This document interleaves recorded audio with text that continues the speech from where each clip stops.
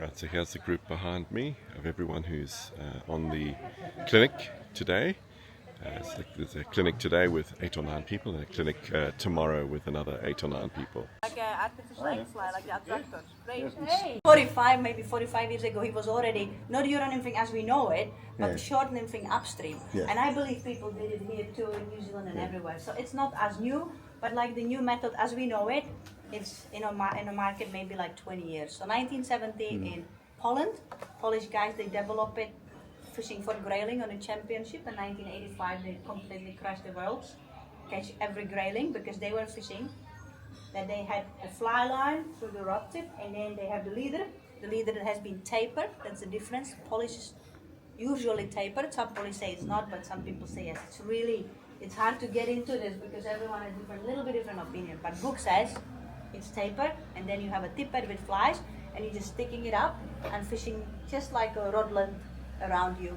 And that's what's good for grayling. They come to feed by your feet. So that's what they did. Then Czech people, they took over and they kind of mastered it. And 2000, I think 2001 or 2000 in the world, they crashed it there. You know, everyone was talking Czech nymphing and Czech people, you know, they know what they're doing. The Czech ones were casting upstream, sticking up the rod up, and the fly line is on the surface, so you have a drag. And you have a less sensitivity. And you have to watch the fly line when the fly line stops. You probably know that kind of nymphing upstream. It's not that sensitive. But the French then comes around 2000, and then they come again with new incredible technique called French nymphing.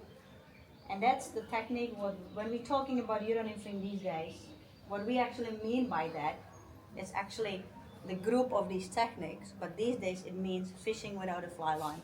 So the French nymphing is without a fly line. The leader, you see I have a long leader. The French would have it tapered, so it goes from thick all the way down to the thin. The French leader is good. Some people believe it's better to cast and all sort of things. I didn't find that better. I actually think it's a little bit more difficult to cast. It's thicker, so it's more air resistance. It sinks worse and it has a little bit more drift because it's thicker, right? So if you sink it a bit or, you know, it goes through the eye guards, it doesn't go that smooth. So then the Spanish come and they develop this Spanish nymphing. And that's what we will learn today, what we will talk about and what we will do. Everyone understand, right? So the main difference between the Spanish and any kind of nymphing that we are using super long leaders, and the leaders are thin. They are level. That's the important part. They're not tapered. It's just a monofilament, let's say 15 meters, 12 meters, 20 meters, whatever you decide for. Very long leader, and thin and level. I take a fly, put it into the eye. This will be 2.5. But there are occasions like Rebecca said, and if you're fishing a fish which are feeding only on the bottom, like grayling, or like in South Africa, yellowfish, or something specific, you put it heavier on the dropper because they will work like an anchor fly. It will be on the bottom, and then the other one, like the bottom fly, will be dragged behind the anchor. So both flies are fishing by the bottom for the bottom feeders. So it's actually a very good technique. It could be a bit tricky with the casting. You can have more tangles, but it's not that difficult. It's just a little bit different. We've just completed the clinic and we are now going to head off for the practical section of the day, which is fishing the Goob River. And this is the full flowing Tippet river, cold and clear. Looks stunning.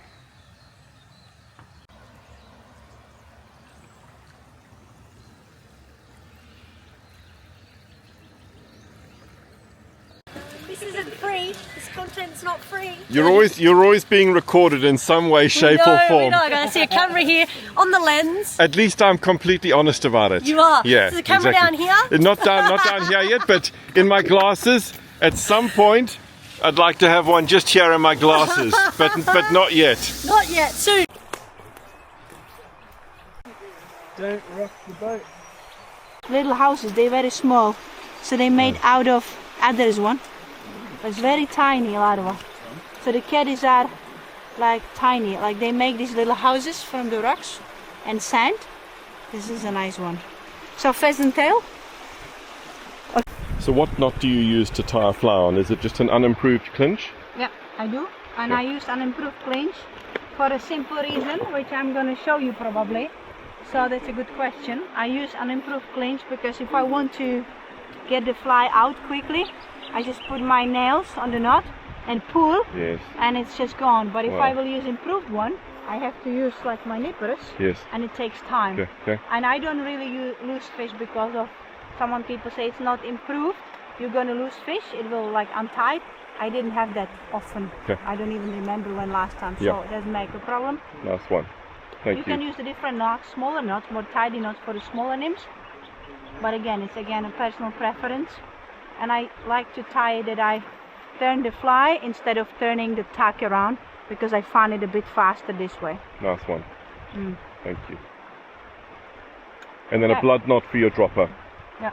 Double blood, you call it. Yes. Yes. Okay. So there are two like elements of this casting. Like people often do a basic mistake that they try to fly cast over their head. They try to have this trajectory of their cast like a casting instructor and try to do it with nymphing. I won't show you now because if I do it, this is like tip, tip, fast over the head, everything tangled. With the Euro Nymphing, either if you fly casting with it or if you just flicking the fly, you have to kind of follow it. It's called like a Belgian cast. It's more like an overheard cast and over your head. So you go to the side, careful on the rudder please. So you go to the side and then over your head out. To the side, over your head. Same if I do fly cast, I do the side over my head. I do the double hole, fly cast over my head. Okay, I will not do like some people, like I'll get it there and maybe show you, they do like this. First of all, this here, second of all, it gets tangled. So don't do it like this. Go to the side, take over your head out. Okay, that's how you will get it nicely out. So, the arm is, extend your arm, like if you want to cast a ball, and then flick. That's how you will get it on the first go. Once you get comfortable, then of course you can do this kind of Belgian oval cast over your head. It goes to the side, if you shoot out, it goes overhead. It never goes head, overhead, back, and shoot. See, it's wrong. It has to go over side and then over your head if you cast it. The other important thing, if you're leading your drift, some people like to do this. They cast. You see, I'm already in a tension, so when my fly hits the water, before it hits, I'm already in a contact. So the moment it hits, you are in a contact. Hits, contact. Some people, they like to be in a contact here with fingers, stripping it to the cast where they want, and they're just stripping the drift, stripping like this, or figure of 8. I don't like figure of 8 because it can make a memory or your leader. So I think it's better to strip it like this because of the memory. That's the only reason. Some people, if you're beginner, I would not recommend to strip it. It's better, it's more sensitive, but it's more difficult. So it's the best to make a comfortable one rod length and just get it out. And then you lead the drift just with your arm like this. And this is all you fish. So you just do this and you cast again. And then same length, and once you get comfortable, then you can change the length and play with it here. But when you start, one length, this is how you do it. But it still go there, and people just get frustrated, and I want it there, I'm casting there, but it still go there. So what do you do in this case? If you get yourself, wanted to get it there, you're pointing the rod where you want to get it, but you're getting it there, the solution is to change your feet direction.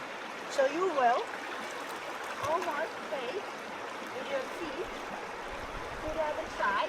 Sometimes if it's still going because the wind is going, the wind is blowing in this way, so you almost your feet are facing downstream, sideways, almost downstream, and it will go there. You just turn your body this way, your feet, now it will go there.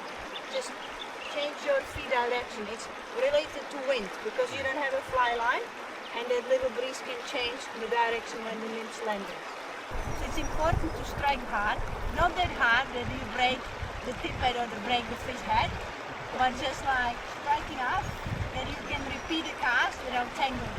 If you just do this, poof, you don't catch fish and you get tangled. So it's very important to strike properly.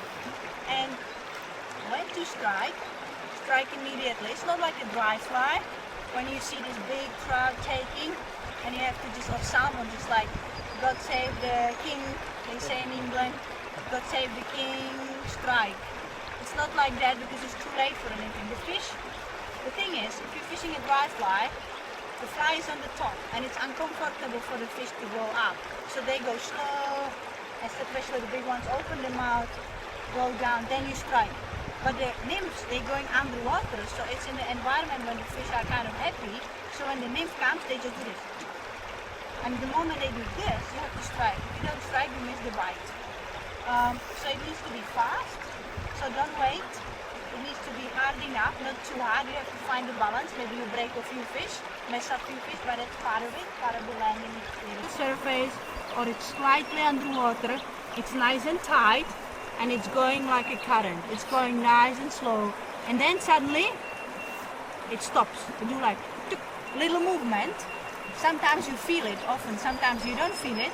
That's the indication you strike. Sometimes the indicator do this, like jump. It's a big hit. You strike. So every time you feel or see something is different, you strike. So basically, you see some of these guys in the competitions. They just do all the time strike. Fish, strike, fish, and what's happening? They're catching lots of fish because sometimes the takes are so subtle, so light, that it's actually worth it to strike every time you feel something, even in your body. You just kind of try to feel also in your body, not only see or feel on your rod. Sometimes it's just something is hot, then you strike. And once you do this technique long enough, you will recognize that something is off feeling. And you will strike and someone just say, oh, I didn't see it. I have clients on Iceland, I just say, strike. They didn't feel anything, they didn't see anything, fish is on. Because that's the little thing you see and notice, and that will make you a better, like a nymph angler, if you get that feeling and see something what others don't see. And that only gets with the practice. About the drift, some people do this main mistake. So, you get it out, and they do this. They think it's fine, but it's just going too fast. It's going faster than the current. You don't want to go faster than the current. You even don't want to go same speed as the current. You want to go fraction slower than the current. So you're kind of putting a you're putting a brake to your drift. So you're kind of slowing it down. Sometimes that's why you like these long rods. Because let's say there is a nice hole, you extend your arm, and I'm kind of pushing against the current, which is slowing my fly down. I will probably show you a movement.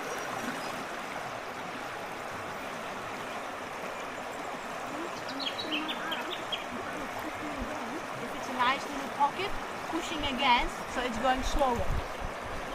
Now, very important thing, how to do like the drift, how to actually lead your fly. Always make sure your eyes are straight, because it really could make something fantastic in this case. Now watch one thing. So this, when I come to a new river I never fished before, if I just think, okay, this is the zone where I expect a fish, I usually, in a nice pool, a bigger pool, I usually put 2 flies with a natural drift, which means that I just leave the fly naturally. I don't move my wrist, just natural drift, slower than the current. And then 2 flies after will go with a little bit of jigging. So watch my wrist now here.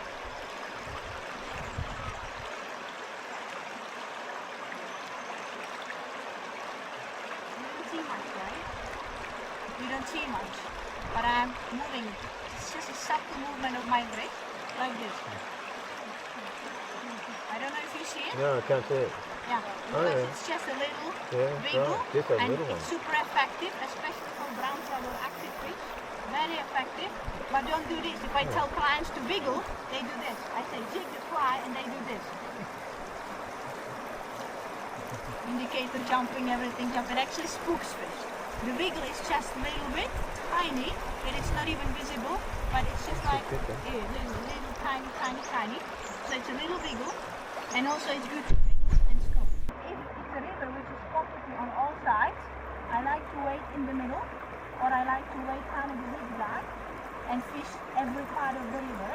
But of course, if the place where the fish are is fractured on this side, I would always wait not there in the main lane, but I would wait here and fish upstream sideways.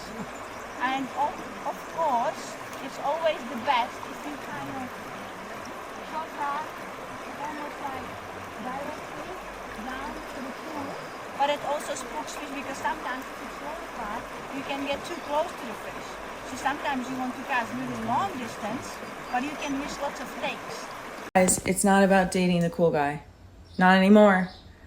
It's about dating the gadget guy. It's about dating the gadget guy. He's prepared, dude, and he fixates on things, but it's like really endearing, and he can camp, and he loves to fish and be outdoors, and like you think he's up to no good, but like in reality he's just like building a shelf and digging a hole.